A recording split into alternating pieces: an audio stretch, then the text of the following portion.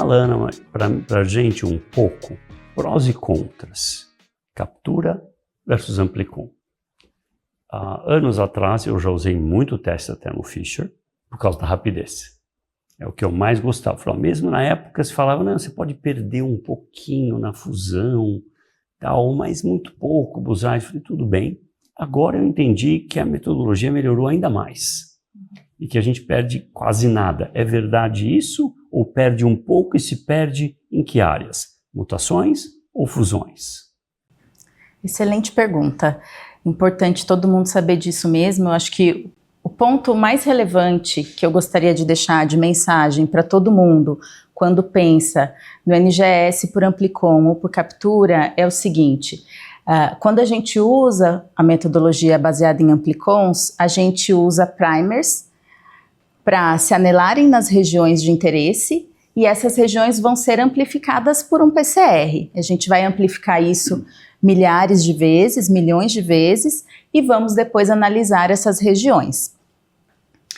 Pois bem, o que acontece é que a gente pode perder um pouco de cobertura em certas regiões gênicas. Então, o ponto de atenção quando se usa o NGS baseado em amplicon são as coberturas em certos genes. E aí, por exemplo, você está pesquisando um carcinoma de pulmão não pequenas células, você tem os seus genes mais relevantes, então você vai olhar para a cobertura daqueles genes. Então o EGFR está bem coberto, o Carras está bem coberto, o BRAF, então tá ok. Então, alguns pontos fracos que eu destacaria é mais isso, é mais mesmo algumas coberturas que a gente pode perder, mesmo por esse processo de anelamento, as diferenças de temperatura dos primers, então a gente pode deixar um pouco a desejar na cobertura em algumas regiões gênicas.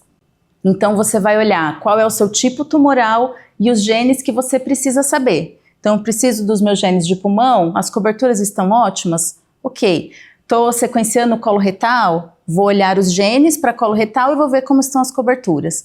Então esse é o ponto principal de atenção quando a gente utiliza o NGS baseado em amplicon. Quando a gente está na prática clínica, a gente está procurando aquilo que já está descrito, validado, para o qual a gente tem terapias aprovadas, né?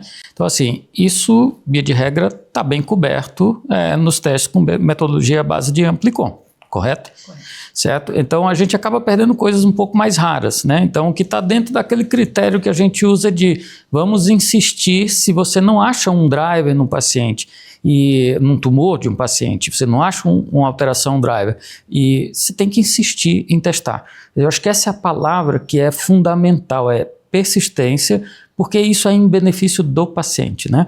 Mas se a gente pensa nessa combinação de tempo de resultado rápido, cobertura de todos os genes que a gente precisa que estejam cobertos para a decisão terapêutica. Embora não tenha todos os que a gente quer. Por exemplo, alguns testes não avaliam algumas comutações que a gente gosta de saber, por exemplo, STK11, KEAP1, a gente não vai ter. Então você perde algumas coisas, mas é uma relação entre as vantagens e desvantagens que eu acho que é muito favorável. O ganho de agilidade é fundamental aqui, mas nenhum teste deve ser encarado como perfeito e definitivo, certo? Eu acho que essa é a mensagem, a gente deve ter senso crítico para isso. Se você fosse colocar as vantagens do teste de amplicon tipo Thermo Fisher, você colocaria o quê? O tamanho do specimen pode ser claramente menor do que os por captura. Você tem a rapidez, que para mim é um dos elementos mais importantes. Você cobre a vasta maioria dos drivers.